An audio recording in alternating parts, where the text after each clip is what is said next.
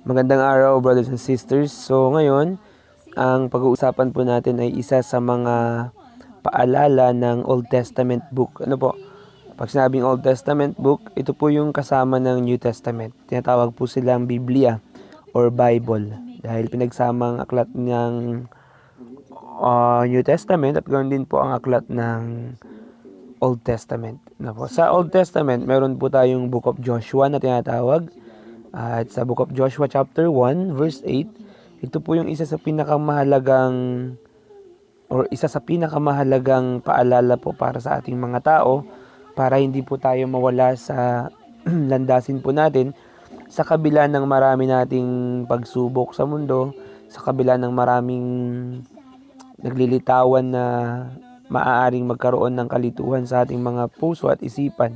So ito po ang ating pinakang gabay po, tungkol po mismo sa mga banal na kasulatan ang nakapaloob po dito sa Joshua chapter 1 verse 8. So basahin ko po Nabi po dito, "This book of the law shall not depart out of thy mouth, but thou shalt meditate therein day and night, that thou mayest observe to do according to all that is written therein. For then thou shalt make thy way prosperous, and then thou shalt have good success." So isa-isahin po natin. This book of the law, ibig sabihin po, brothers and sisters, ito po yung tinatawag na Biblia. Ito po yung mga salita ng propeta, ng pakikipag-ugnayan po nila sa Diyos. Kaya ito po ay naging salita ng Diyos na sinulat po ng propeta sa, ito nga po yung alam nating Biblia na ngayon. So, this book of the law shall not depart out of thy mouth. So, kailangan po natin siyang basahin, kailangan po natin siyang aralin, but thou shalt meditate therein day and night.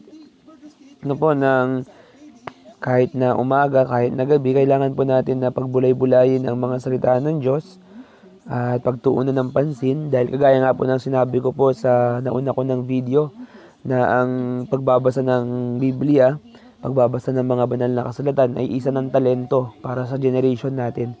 Dahil bibihira na lamang po ang mga nagbabasa ng mga banal na kasulatan. So dito po, that thou mayest observe to do according to all that is written therein. So ibig sabihin, brothers and sisters, mga kapatid, na dito po sa aklat na ito ng Biblia, particularly Old Testament and New Testament, nandito po lahat ng mga commandments.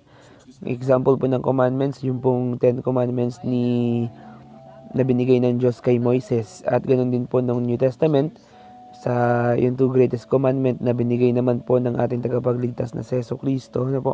So yung po mga yun, pag dun tayo po ay namuhay sa mga commandments po na ipinagkaloob po ng Biblia, ng Diyos sa atin, tayo po ay masasayos ang buhay po natin. So sabi po dito, that thou mayest observe to do according to all that is written therein. For then thou shalt make thy way prosperous. Ito po yung blessing po. Kapag nagbabasa po tayo ng mga banal na kasulatan, ang magiging blessing po nito ay tayo po ay magiging prosperous. Ibig sabihin, magpa-prosper po tayo, uunlad po tayo, physically, emotionally, mentally, financially, lahat po ng aspeto ng buhay natin, magiging prosperous.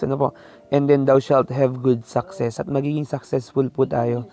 So, kung kayo po, brothers and sisters, nakikinig po ng video na to ngayon ay nalilito sa mga bagay-bagay, simulan po ninyo at inaanyayahan ko po kayo na magsimula na basahin ang banal na kasulatan dahil ito po ang magtuturo sa atin kung ano po ang dapat nating gawin, brothers and sisters. Unawain lamang po natin ito at pagtuunan ng pansin kahit na ilang minuto lang sa isang araw para makakain po ng mga banal na kasulatan or words of God ang ating kaluluwa, ang ating espiritu. Dahil ang scripture or ang banal na kasulatan ay pagkain ng ating kaluluwa. Sabi nga po ng Diyos, hindi lang sa tinapay na bubuhay ang tao, kundi sa salita ng Diyos. So, ganun din po ang application ng verse na ito, na kailangan po natin basahin ang Biblia para mabuhay po ang ating espiritu. So, mabuhay po kayong lahat, brothers and sisters. Maraming salamat po sa pakikinig. Pwedeng paki-like mag-subscribe na rin po kayo sa channel ko at pakipindot po yung notification bell para nang sa ganun may update ko po kayo sa mga upcoming videos ko po tungkol po sa mga ibig sabihin po ng mga scripture verses sa Biblia. So hanggang dito na lang po tayo. Kung meron po kayong katanungan, please comment lang po sa comment box. Salamat po and goodbye.